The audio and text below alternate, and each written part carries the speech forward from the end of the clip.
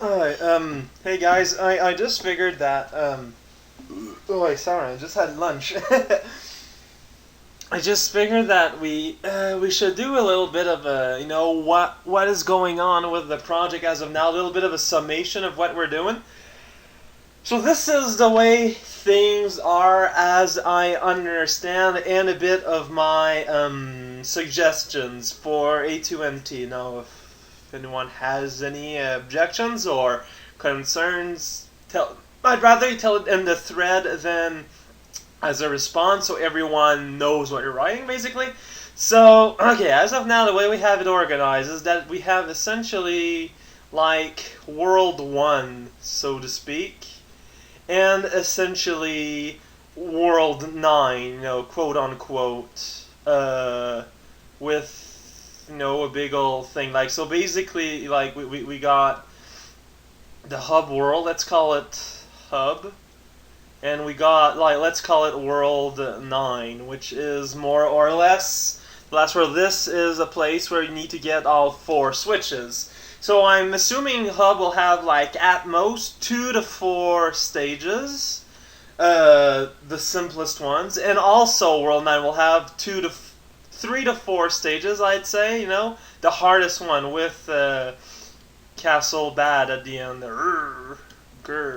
So basically, yeah, and the switches is all around the world. So yeah, the crux of the game, the way we have understand it, is you basically from the hub, you can go to, like, let's say this is the subworlds, the submaps. So you have one hub there, one hub there, one hub there, one hub there.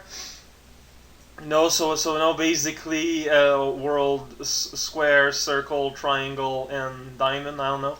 And from these hub worlds, each would lead to, this one would lead here to, like, world X, and this one would lead here to world W, and this one would lead here to world.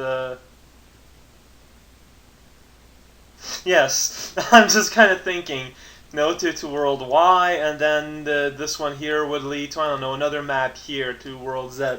So, yeah, because we got 6, so we're gonna have, you have a hub and one of the, like, inner circles, one of the outer circles, probably, just for sake of variety too.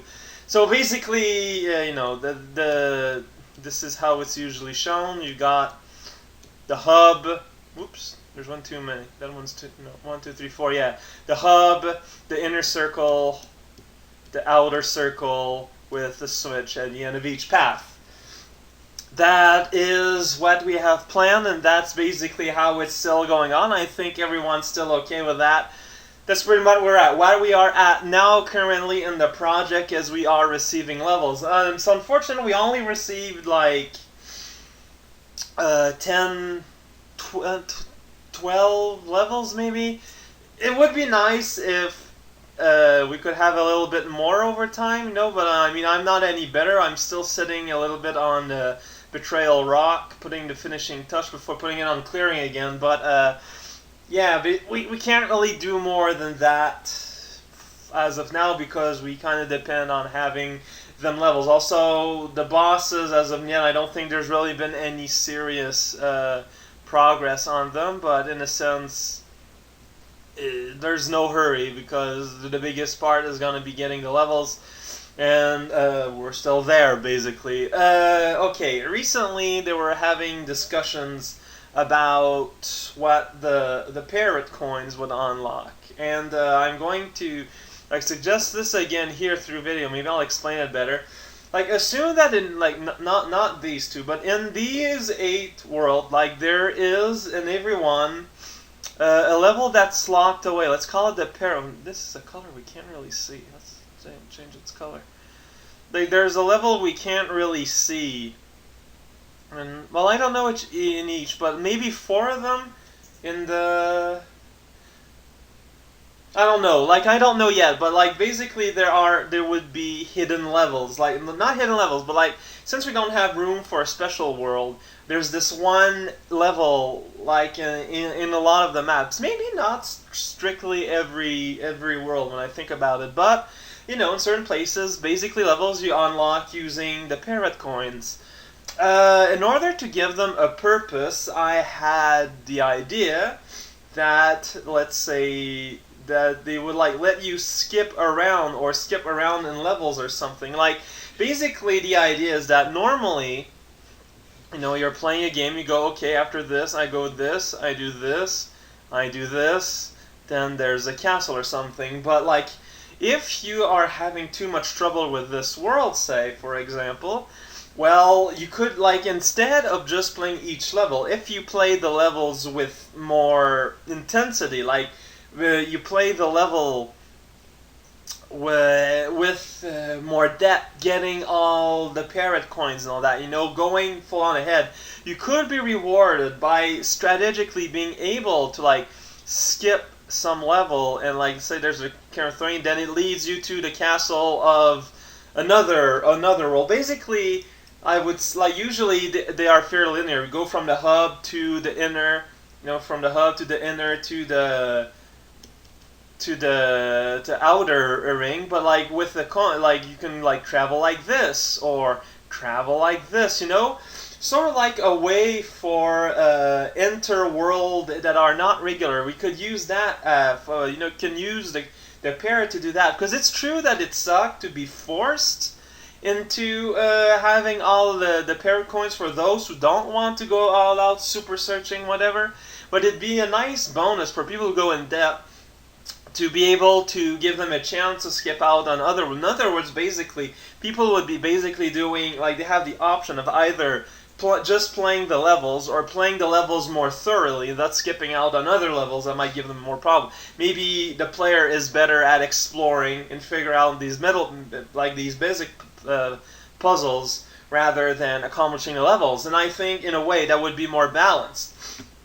And with that, like, we had the idea that the last world would be unlocked with parrot coin. But I figured what would be funnier actually is that if the hub world had its own parrot coin level, sorry, but like this one is the one that is like the most expensive of all. Like, it requires every single parrot coin in the game, like including the parrot coin levels, and including even, say, the last castle where the dragon coin is like in the end credits or whatever, just before the final gold tape.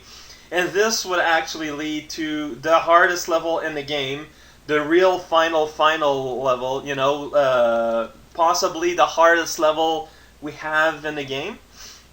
You know, and sort of like in the castles that we take normal levels and make them, like, add the boss. I figured we could take the hardest level, add a final boss at the end. Although I think it'd be funny if, since we got all the dragon coins, if actually the final boss was a joke battle with the parrot. He's like super easy or something, and that, like, this leads to an ending. But after you get all the parrot coins and do the final bonus level, you get like some sort of joke ending, like the doggy ending in the Silent Hill 3 and things like that. No, just an idea like that to make it a bit more varied and make it try to use all our good ideas without necessarily and trying to make some sense out of it. So I figured that's why I figured we'd make a little thread to sort of where we are at, you know, a general project projection thread. If anyone wants to summarize what I've just said here in a coherent way in writing, I would be appreciated. I have trouble with expressing myself in writing. I think everyone here knows this. So I am the sun, I am very happy, look at me. The sun is very happy, but it's kind of an attention whore, so don't try to pay too much attention. Well, yeah, so I said my thing. I'm trying to convey information through gestural measures, and it's not working through video. Who would have thought? So yeah, ADMT. Come on, let's keep it going. I'm loving where I know. I watched a run of someone else of ASMT the other day, and it's making me excited a lot about the project again. So yeah. See ya.